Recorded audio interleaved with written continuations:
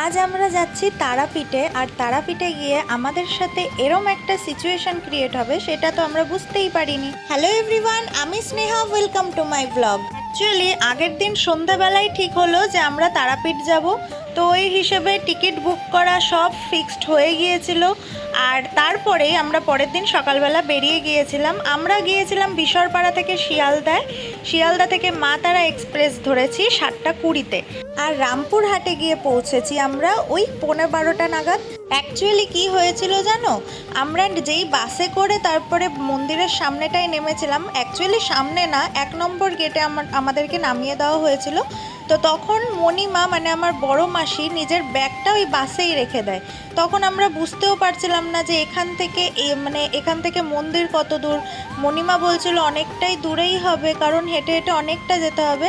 আর ঠিক সেই মুহূর্তে মণিমার চোখ পড়লো যে তার হাতে ব্যাগটা নেই। আর সেই সময়টা অনেকটাই টেনশনে পড়ে যায় প্রত্যেকেই। কিন্তু ওইখানের লোকজন বলছিল যে হ্যাঁ, ব্যাগটা ঠিক রিটার্ন আসবে, কারণ বাসটা রিটার্ন এখানেই আসবে, আর ব্যাগ এখানে কোনোভাবেই চুরি হয় না। তো তখন বাসটা যেই দিকে গেছে আমরা টোটো ধরে ওই দিকেই যাই। আর তখনই দেখি 2 নম্বর গেটটা ওইখানেই আছে, আর বাসটাও ওখানেই ছিল। তো তখনই মণিমা বলল এইখান থেকেই আমরা হোটেল নেব, কারণ এখান থেকেই মায়ের মন্দিরটা খুবই সামনে। তাই আমরা ওখানেই গেলাম, ওখানেই হোটেলটা নিলাম। নেওয়ার পরে সাথে সাথে আমরা ফ্রিতে ভোগ প্রসাদ পেয়ে গিয়েছিলাম, যেই প্রসাদটা সবারই ভাগ্যে থাকে না। তো ওইটার জন্য আমরা প্রচুর খুশি ছিলাম, প্রচুর মানে প্রচুর খুশি। আমার মা আর মণিমা তো একটাই কথা বলছে যে এটা ঠাকুরের লীলা, তাছাড়া কিচ্ছুই না। মা ডাকলে তুমি এই মায়ের কাছে আসতে পারবে, আর মা না ডাকলে যতই প্ল্যান হোক না কেন আসতে পারবে না কোনোভাবেই মায়ের কাছে।